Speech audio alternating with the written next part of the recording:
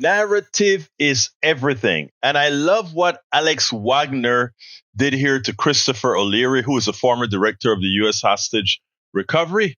Because as you know, our media has been very one-sided. And in being one-sided, it has assisted in creating a world where international affairs are not seen or seen by the American public in a fair manner. And as such, we have some people who get the benefit of the doubt, others who do not.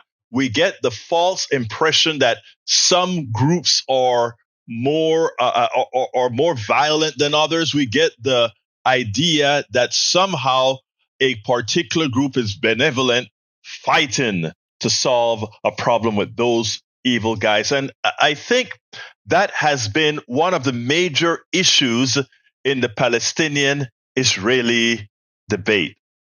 The reality is, Obama said it best when he said, there's blood on everybody's hands. But if you listen to our media, in the aggregate, it is always pro what Netanyahu is doing, pro-Israel, to the extent that it changes it changes people's humanity. It allows them to not see what their eyes are telling them is happening. And that is what's happening in Gaza right now. And the great thing about it is we have some journalists, some reporters, some hosts that won't fall for that will not fall for those insinuations. I want you to listen to how Alex Wagner dealt with it, because this guy just says something in passing. You know, right now, Hamas is winning the narrative and Israel is doing something to turn it around. And he just said in passing, and it's like Hamas is evil, but winning the narrative, and Israel need to turn around. And the reality is, just look at the destruction. That is what's winning the narrative for the Palestinians. It has nothing to do with Hamas. It has everything to do with what Israel is doing in Gaza. Check out how she does it subtly. I thought it was great. I hope a lot of people saw it, but for those who don't, here it is.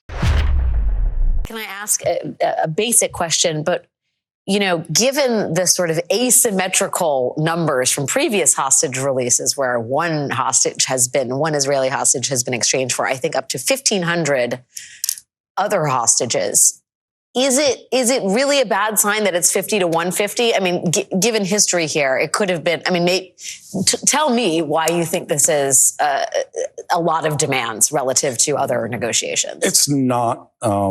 That's not an unreasonable number. Hamas has different priorities now than they did back then. Their priorities now are to buy time. Yeah. They are looking to survive, to fight another day. They're looking, as they're buying time, for the international support and domestic support in Israel for the military offensive to erode. It already has. We've seen that. We're also looking at increasing friction between the hostage families and the military goals. And so, you know, these two primary objectives, to defeat Hamas and recover the hostages, couldn't be more in competition with each other. Hamas is looking to buy time to change the narrative as they can from who's the monster to who's the victim, and invert that. And they've had some success to this point. Well, yes, and some people would argue that Israel's, assault in Gaza that I think has taken 14,000 lives has assisted most directly in that. But so therefore, you heard what she said at the end? Nope. Hamas isn't changing the narrative. 14,000 dead people from Israeli bombing and pretty much violent acts. That'll do a good job in changing the narrative. You see, and what we have a lot of our news media doing is justifying the killing of innocent people by saying, oh, that Hamas is using them as natural shields, and that's why Israel is obligated to kill innocent people because Hamas is hiding behind them. Like I used in an earlier show a couple of days ago, if somebody comes into your house and attack, and you're going to defend yourself. And then that person runs to a mall and they hide behind 100 people.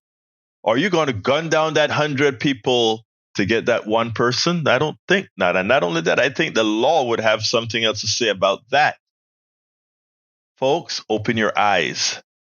What your eyes are telling you is occurring in Gaza is actually occurring in Gaza. We spend a lot of time deconstructing the news, trying to parse it into a form that everybody can understand. We try to find those little nitpicks where it flies above the fray, etc. If you really like these videos that we do, I want to ask a big favor. Please go ahead. Number 1, subscribe to our channel. And number 2, please join if you can. Thank you so kindly for watching. Keep watching. Please remember to share. We must populate the entire internet with our progressive message, a message that we know is what most Americans say that they want. So help us, please join.